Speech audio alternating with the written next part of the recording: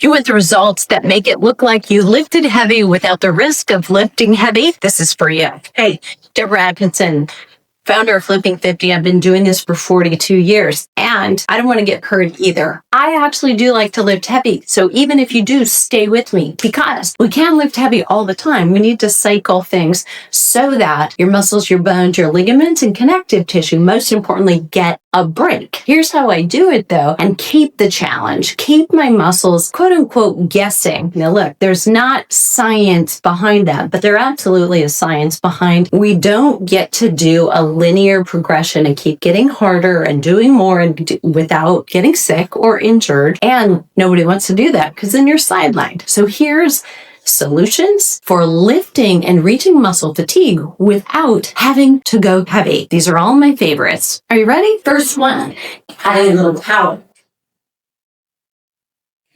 Second thing you're going to see me do is just bend more time under tension. So what I'm going to do is the range of motion might be that, but what I'm going to do is this range of motion halfway, all the way and down. It's going to change the game. I'm going to do it on the floor. You could do it with a ball, a bench, or your choice.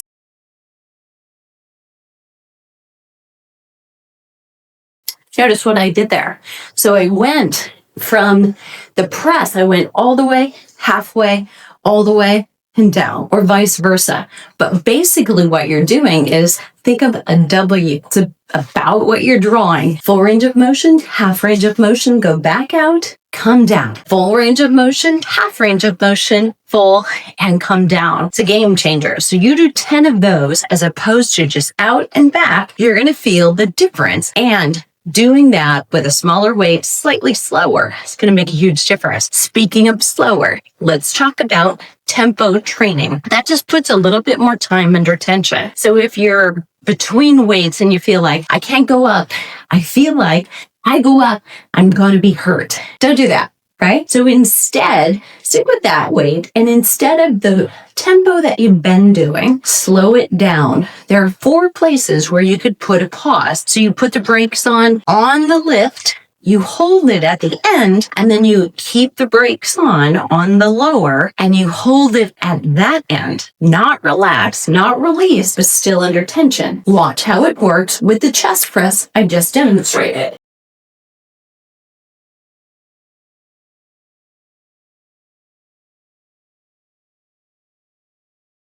Simple, right? But that little bit, and you can go even further. You could say, all right, I'm going to count 4 counts on the way up, 4 counts there, 4 counts on the way down, and 4 counts there, or extend it to 6 and 8. And let me just tell you, it's hard. So try it for yourself. Come back and report for me. All right. Now, one of my favorites is this. So we're going to do, say, 15 repetitions to muscle fatigue. And a lot of people will say, well, that's kind of just middle range. Maybe you should just go heavier. But again, you feel like safely, I can't go there. You know, mentally, the way you're thinking about it also then puts you at risk. So if you don't feel safe, you feel vulnerable, I want you to think about trying this instead. So it works really well with 15 because if you're doing something for both limbs, we can do this so that we're going to do one arm, the other arm, alternate arms, and we get a variety. So again, watch this with the chest press.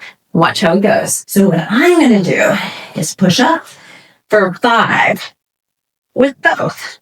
And we'll speed that right up. And then I'm going to hold this one right here and do 5 with just one at a time. So I would do that with both. And then the last 5, I'm going to alternate going up and down with the other. Now, by the time you get here and you do 5 of these going up, down, other one goes up, down, you will feel much more fatigued than if you've only done both arms up and down for 15. An easy way to add a little bit more resistance and a little bit more mental challenge. You have to stay in the game. You cannot be doing a grocery list. That too will get you better results. Okay.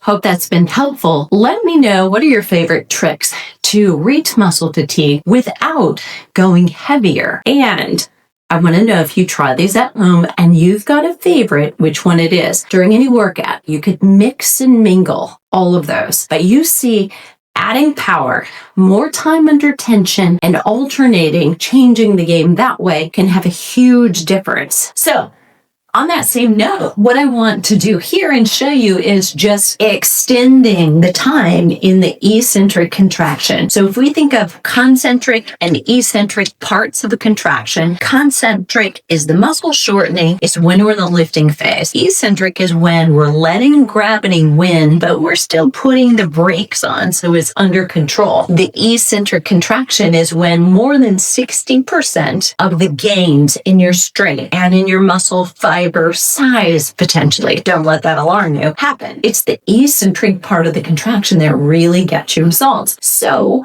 why not take advantage of that and do something that will help you get more results with less weight? Here's how it would look for a bent over row. What at normal pace,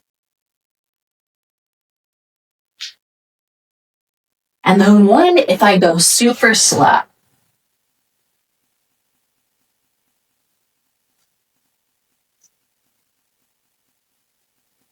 And one more just for kicks.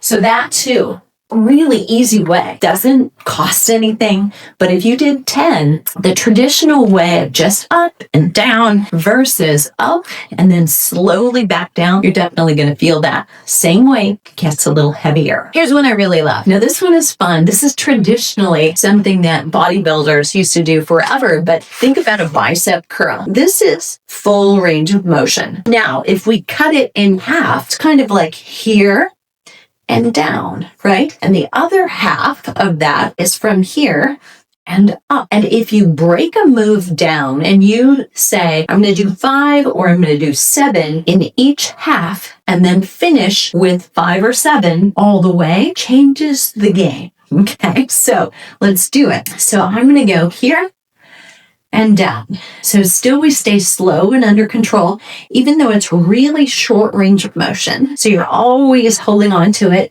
Core still tight, knees are still bent, all the things. Now, I'm going to go from mid to all the way up and then stop right here. And this one's getting challenging already. So this is only about 8 repetitions and it feels much heavier than it should be right now. I'm going to do one more and then I'm going to do the full range of motion. So I'm going to come all the way up and go all the way back down. Good. So if I just do 5 right here even, I am definitely reaching fatigue and I'm reaching it in a way that the muscles are really complaining more than if I had just done 15 repetitions all the same. Good. Last one, please. Okay.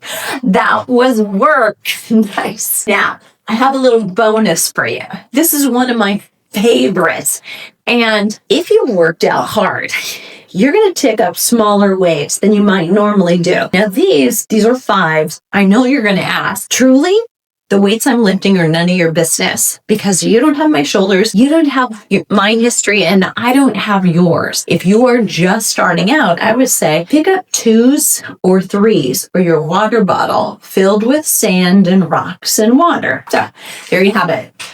But what we're going to do here is combine a slow move with partial range of motion and an isometric lift. Isometric means no movement. So if I just brought my arm out here and I held it out there, I am lifting using my shoulders, right? Now, that's not too much fun. So here's what I'm going to show you how I do it. Drop the shoulders back. You've got great form. And then you're going to raise those arms. I'm going to lower one and lift it up. So I've done a repetition over here. Now I'm going to do it with this one, and then I'm going to lower both. So I've actually done 2 reps with both, but we count it as one. So in lift, I'm going to lower the right, in my case, and then lower the left, and then raise it up, and then lower it down again. So I'm going to bring it up, and you can be seated or you can be standing to do something like this. It won't work with every single exercise that you're doing, but it will definitely work with a lot of them. So you could do it with a chest press. You could do it with a bent over row, potentially. Nice. Now you get the idea. A lot more time under tension. So that was really only 3 repetitions fully like that, but each arm has actually done 6. So it gets much more challenging, and you slow things down, you control things, and when your mind is thinking about what your muscle is doing, you will amplify your results. Let me know which ones of these you love the most.